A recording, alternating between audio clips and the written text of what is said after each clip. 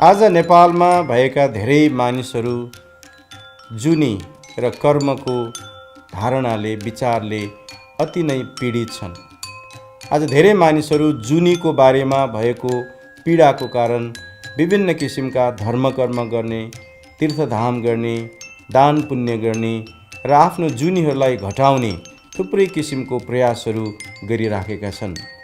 हिन्दू सोच अनुसार पनि मानिसको जीवनमा सबैभन्दा ठुलो उपलब्धि ऊ जुनीको चक्रबाट बाहिर आउनु हो।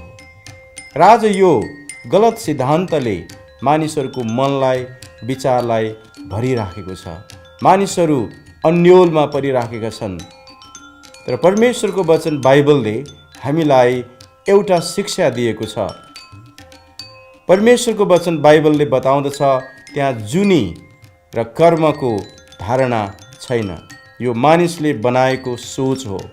र बाइबलले हामीलाई जीवन एउटै छ र त्यो जीवन संसारमा हामीले उपहारको रूपमा, वरदानको रूपमा पाएका छौँ। त्यो जीवनलाई हामीले परमेश्वरलाई चिन्नको लागि प्रयोग गर्नुपर्दछ। र जब हाम्रो जीवन यस पृथ्वीमा सकिन्छ, हाम्रो जीवन यस पृथ्वीमा पूर्ण रूपमा सकिएको हुँदैन। शारीरिक रूपमा हाम्रो मृत्यु हुन्छ, तर हामी सदा सर्वदा जीवित परमेश्वरसँग रहन्छौँ। हामी कहिले पनि अर्को जुनी लिएर यस पृथ्वीमा आउँदैनौँ। हामी पुनरुत्थान हुनेछ।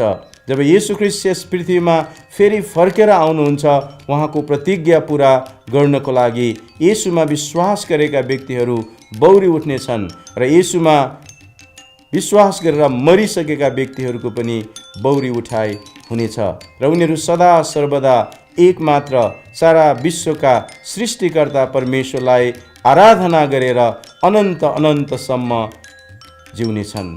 त्यसै कारण प्रियहरू, यदि तपाईँ आज जुनी र कर्मको चक्रको फिक्रीले भरिराख्नु भएको छ भने आज तपाईँको लागि शुभ सन्देश छ। त्यो सन्देश चाहिँ येशू ख्रीष्टले तपाईँलाई अनन्त जीवन दिनुहुन्छ र जुनी र कर्मको डरबाट उहाँले तपाईँलाई पूर्ण रूपमा छुटकारा दिनलाई यस संसारमा आउनुभएको छ। मुक्तिदाता बनेर आउनुभएको छ, जीवनदाता बनेर आउनुभएको छ, जीवनको अर्थ दिने व्यक्तिको रूपमा आउनुभएको छ। तपाईँले उहाँमाथि विश्वास गर्नुहोस्।